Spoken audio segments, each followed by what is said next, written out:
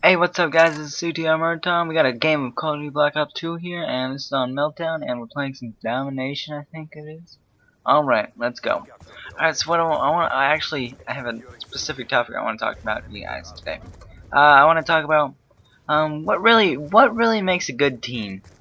You guys are probably like, what makes a good team? 20 people that are skilled pros that can kill everybody and they win every time. Well, yes, but no. I mean, yes, I'm not gonna argue that having 20 people that are like freaking amazing Call of Duty gods at the game, like, can go like 20 fucking 0 every time at least. But that's not really what makes a team. I mean, cause it doesn't matter. You can get 100. I mean, everybody on your team can go 100-0. But if you're playing something like Capture the Flag, and pretty much nobody goes for the objective, and you just go for kills, the other enemy team might be able to squirt out a little flag capture, and bam, you could lose the game. The game's not really based around how many kills you get, because unless you're playing something like Team Deathmatch or something. And this is why I can say I'm pretty shitty teammate half the time, because I don't go for the objective unless it's really needed.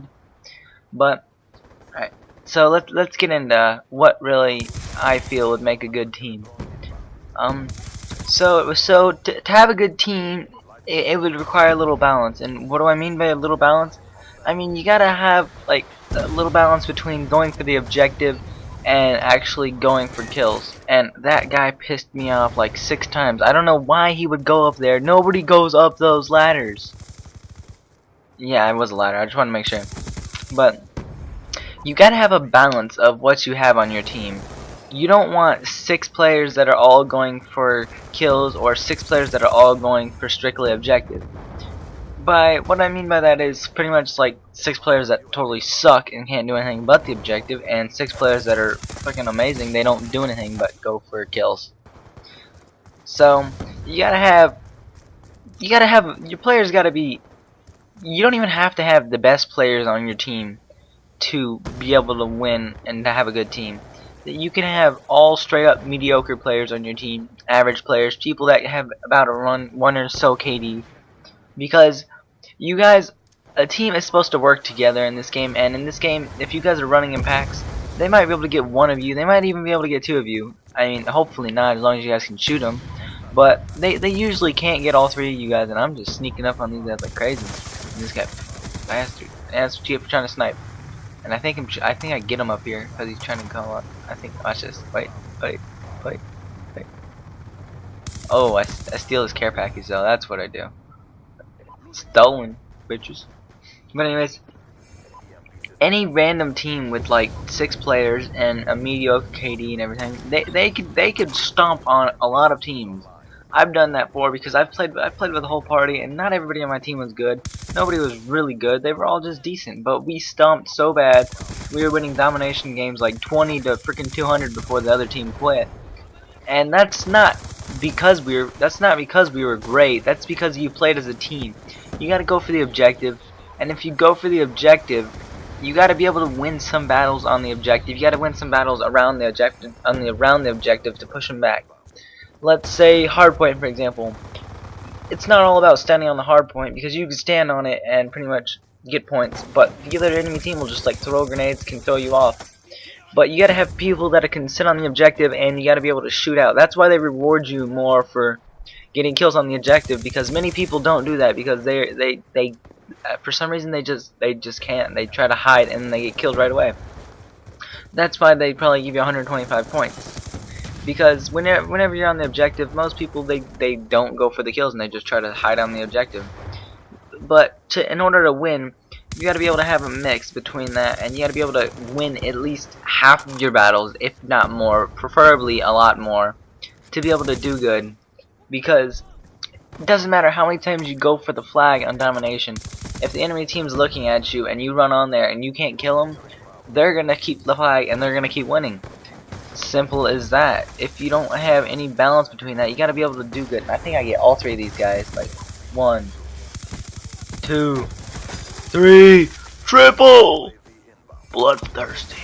What a monster. And like this is pissing me off. Like holy crap, they had like 6 charges set up in there. It's absolutely ridiculous. I'm gonna tear him up here. Oh, round ended. Round ended. What a chump. That's what I like about this too. I like having rounds because it's pretty nice, because then you can go one side, go to the other side, and you get a chance from both sides. You get to breathe some fresh air after a round. Alright.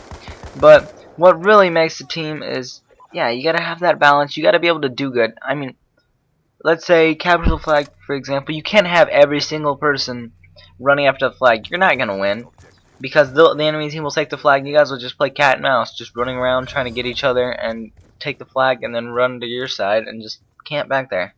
That's how it's gonna happen.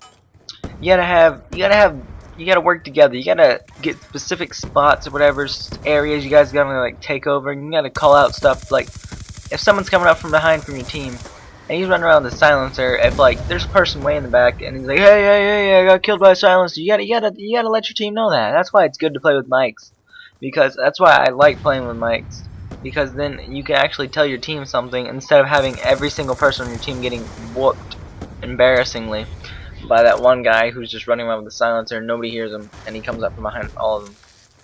And I knew that was gonna happen. I knew he was gonna get killed. That's why I was like, alright, I'll wait for this. And then it didn't really work out, so I was like, alright, screw it. But anyways, that's why most of my teams never really work out, because I'm playing by myself. And whenever you're playing in a public match, yes, I think you guys probably already know this, most, if not every single person, they just go for kills. They don't care for the objective. You get the occasional few. I'm not putting down all pub stars. You get the occasional few that'll actually go for the objective, but 9 out of 10 people do not go for the objective, and it's just life. And watch this. Push this. Oh, where you got? Oh, you trying to come around? Ooh! And this is actually a good spot. That's why the orbital VSAT's great, because you can just pre-fire, because you know they're coming around, and they don't even know. And I got my load star. This is actually my first load star I've ever gotten, because it was like one of the first times I ever put it on.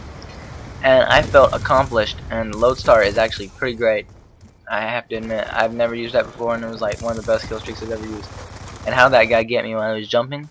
But anyways, doesn't matter. Yeah, you get the occasional few people that'll help you out in a public match. That's why I usually lose a lot of my public matches, because I'm not playing with a team most of the time. And when you're not playing with a team, nobody works together. Nothing's planned out. And look how fast this is going. This is like insane. Like, this is crazy. I remember using whatever it was called, Black Ops, or not Black Ops, but Modern Warfare 3. But this is freaking insane. Look at this shit. I mean, this is awesome. I mean, if you guys haven't used this, you should try to get this kill streak, because this is pretty freaking awesome. I'm just racking up those kills. I'm just watching now. I was amazed. At how good I did. And look at this. See, this is why getting kills is good, because that proves it right there. That pretty much was the turning point of the game. My team was losing, but when I got that load star, I was keeping them back in their spawn, killing them over and over, and that allowed my team to get the objective B, and which allows us to actually start coming back, as you see right here. And right here, after this, that was the whole turning point of the game, because that pushes them off of B and pushes them back in their spawn. And if my team can help with that a little bit, and that's not really, he's not in his spawn, he weaseled his way out. But pretty much now, I'm just trying to control this area right here, and I'm just gonna keep trying to push them back. Like you see, every time they get on B, I'm gonna rush over here a little bit, I think. And look at that, we ended up getting all 3. I think that's all 3. I'm kind of blind. Let me look. Look, our team's everywhere, so that's pretty much the whole turning point of the game. Because look at the score now. It was tied about 30 seconds ago, and now it's no longer tied, because my team was able to take the objectives while I had load star up, and I was crushing them despairingly. And that's pretty much shows how kill streaks control the game. If all my team would have been just going for kills, nobody would have gotten B while I was using the load star, keeping them pushed back, and we would have lost. And if I wouldn't have been going for kills and I wouldn't have gotten that load star, we would have lost. So that pretty much that's a little example right there. That's a little example of how effective it is, and how much of a little turning point some kill streak is. You gotta have some balance, because my team was playing the objective, and I was going for the kills. I was more of the slayer for the team, and I was actually getting all the kills for my team. And if none of this, if like it would have been, if, like nobody would have been going for the kills, and nobody would have been going for the objective, we would have lost. If I would have been going for the objective and not kills, I wouldn't have got the lodestar, and well, they would have had B. And that right now I didn't really care anymore because the game was already over. There's like 20 seconds left, something like that, and I knew they couldn't win, so that's why I was just trying to go for kills and I wasn't going for B again. And wow, it's looking really laggy right here. But anyways, guys, that's pretty much the end of this video. There's like 20 seconds left. So what I'd like to thank you guys for watching the video. If you enjoyed the video, perhaps leave a like, favorite, subscribe, and well, that's all for this video, guys. I will catch you guys next time. This is CTRMurtagh, and I will catch you guys later.